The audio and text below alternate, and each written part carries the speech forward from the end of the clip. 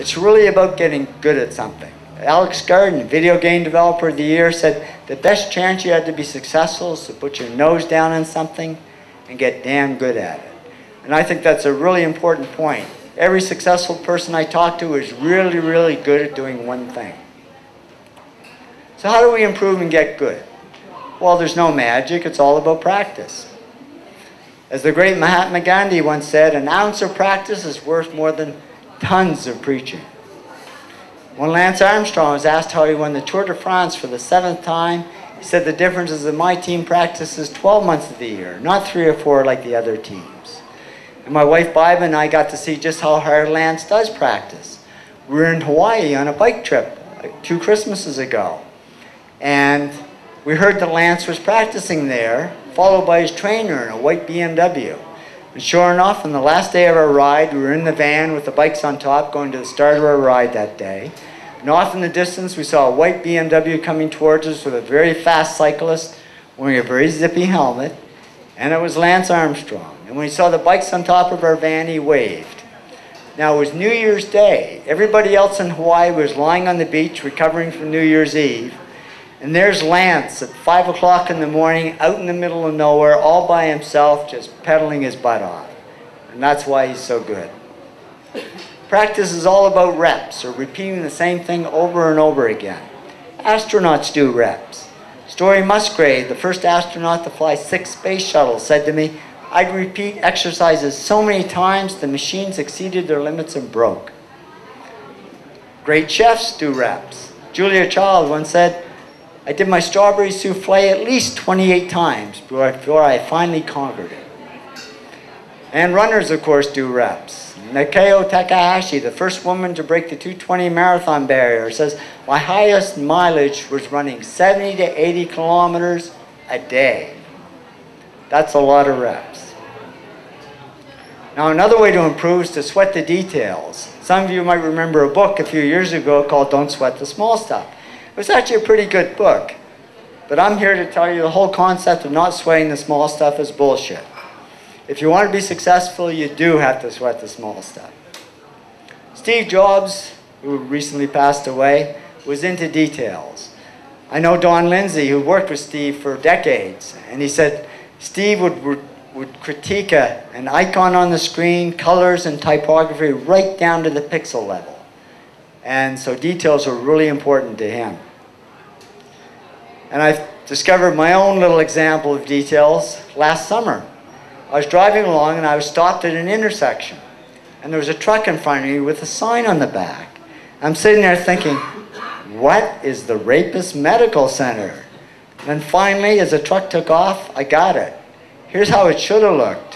Whoever painted the sign left too much space between 2 letters and totally changed the meaning of the words. It should have been the Therapist Medical Center. I wonder how much business that company lost because of a little space. Details matter. As the great legendary basketball coach John Wooden says, develop a love for details. They usually accompany success. The 7th trait successful people have in common is serve. Success isn't just about me, me, me. Successful people serve others something of value. So the 2 questions are, who do I serve and what value do I serve them? We all serve someone, even though they go by different names. Writers serve readers, doctors serve patients, salespeople serve customers, professionals serve clients. John Rawls, Chief Financial Officer at the University of Toronto, says, for me, accounting is just another way of serving a client, and that's what drives me. Entertainers serve audiences. Lady Gaga says, I give everything in me to my fans. And that's what made her such a big star. And the other question is, what value do I serve other people? And there's a bunch of values we can serve. We can serve a skill we developed, a service, a product. We can give people knowledge or understanding. Nez Held III, CEO of Smart Wireless, says the real secret to success is unlocking value. Look for the value you can offer and unlock it, because that's really sort of your personal competitive advantage. And sometimes when I say serve, people think I mean in a charity sense, like Mother Teresa serving the poor. And that's one aspect. But the interesting thing I discovered is serving others is how people really get rich. They don't get rich in the stock market or through investing. They get rich by serving other people something of value. It's a simple formula. Serve others something of value. Step 2, get money in return. It's a wonder so many people get it wrong. They go directly for step 2, forget about step 1, and can't figure out why they don't make money. And the more value we serve, the more money we make.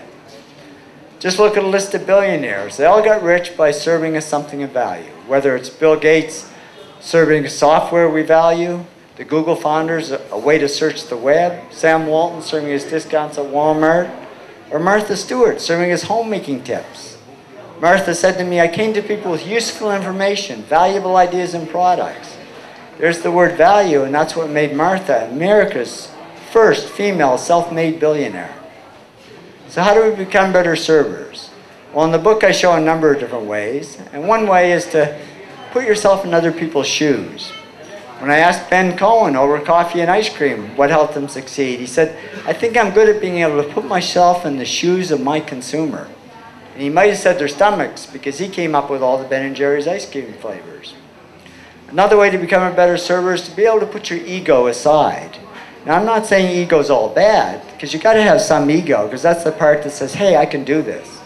But big ego makes a poor server, because it's all about serving ourselves, not serving others. And there's a myth that successful people do have big egos. I can't say if they do or they don't. I haven't measured them. But I can tell you this, no matter how big their ego is, they have the ability to set it aside.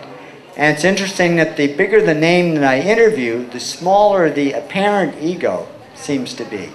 And they seem very concerned with helping others. Quincy Jones was just one example. I saw him walking across the hotel lobby. I rushed up to him and said, Quincy, I'm doing this project. Can I get an interview? His handlers pushed me aside and said, sorry, he doesn't have time for you right now. He pushed them aside and said, no, I'll sit down with this guy. Sat down with me for 20 minutes and gave me a great interview while his handlers paced back and forth, because he probably had to be someplace more important. My colleague Tom Rockcliffe and I were standing at the TED conference during coffee.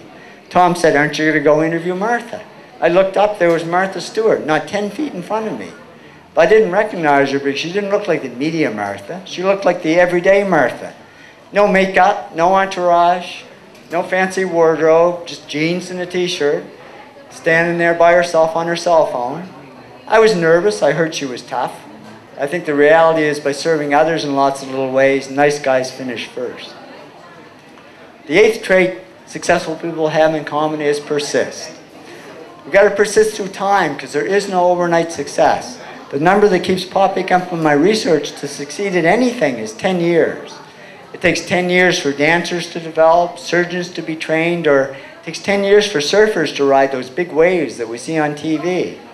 It took research in motion 10 years to do the BlackBerry, and Einstein 10 years to do E equals MC squared. It took the Google founders 10 years to make the Google search engine a success. Larry Page says it takes a long time to do these things. A lot of success is just due to the amount of time you put into it. We've got to persist through crap, which in my definition stands for criticism, rejection, adversity, and prejudice. Or some of you might prefer my other definition.